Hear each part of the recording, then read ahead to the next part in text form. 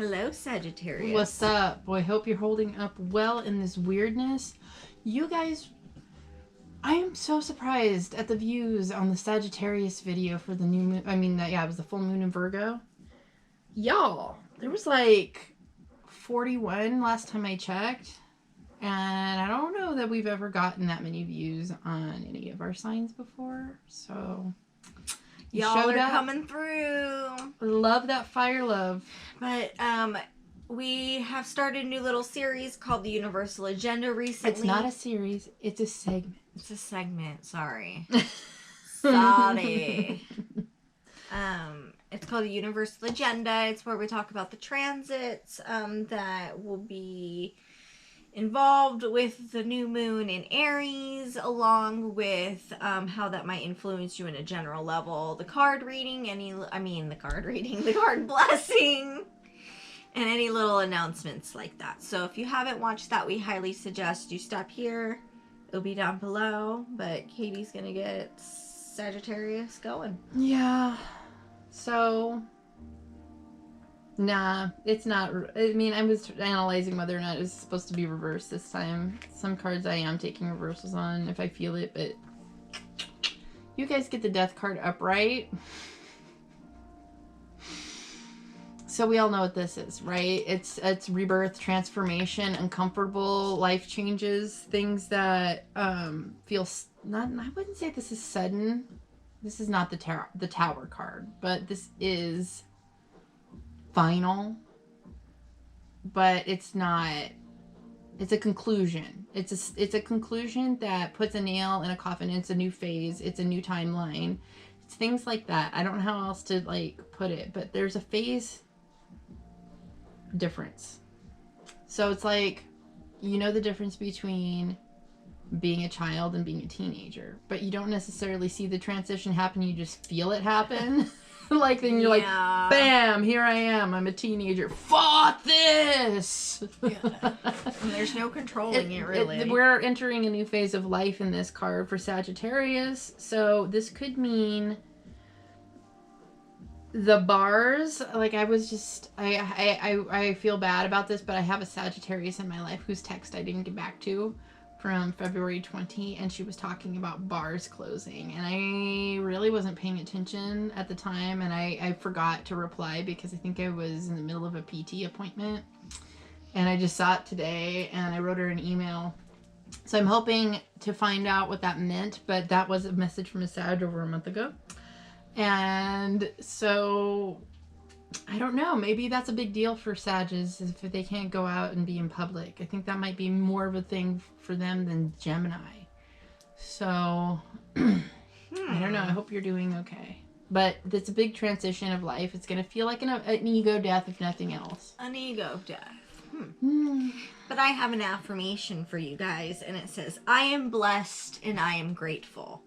Which could be the exact counter energy if you're in the middle of a death transformation. Yes. This could be the hardest thing for you to say. Really interesting. Like, I am blessed and I am grateful. So, do you believe that right now? Do you really feel that? That is an energy I really think that needs to be tried to held on to get you through this cycle that's ending, that just you need to ride out the bumps.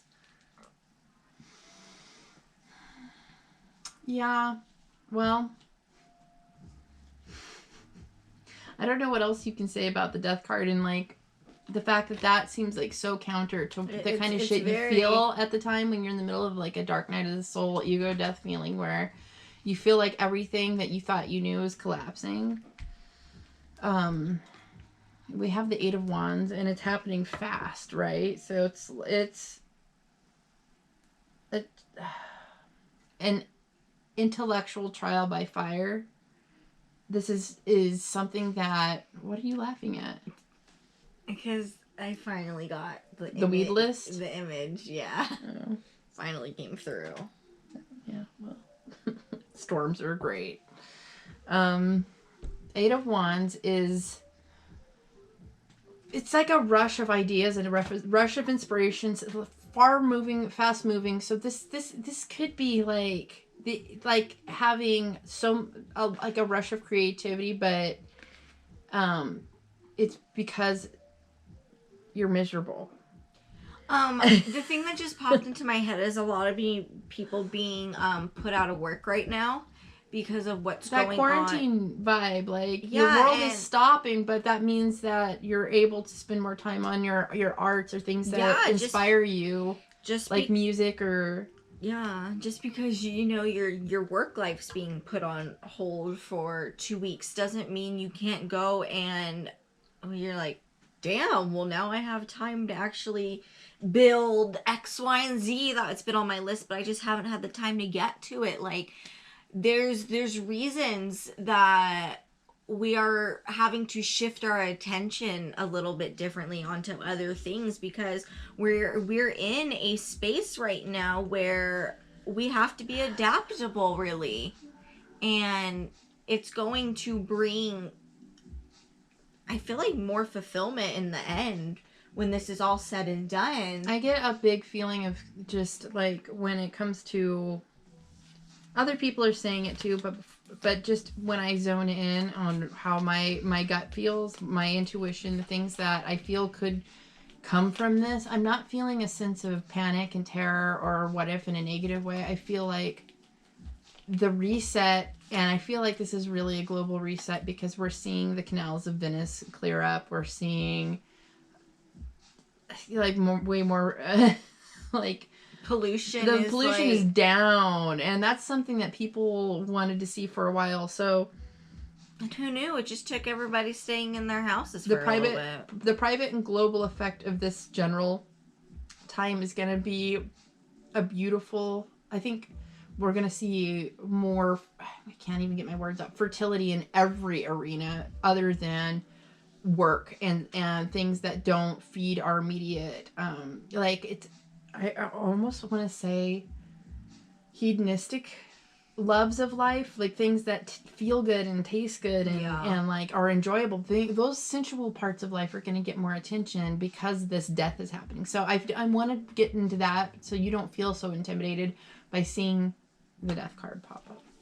Well, I have a quote to meditate on, and it says, "Speak the truth. Do not become angered, and give when asked, even be it a little. By these 3 conditions, one goes to the presence of the gods." I feel like this is it's kind of reminding you guys to be humble in the midst of all this. Like, when you can help somebody out, help somebody out. When you need help, don't be afraid to reach out. Like, especially don't be afraid to ask for help, because a lot of people have that pride thing where they don't feel like they deserve the help that they need, and so they don't feel like they can ask for it.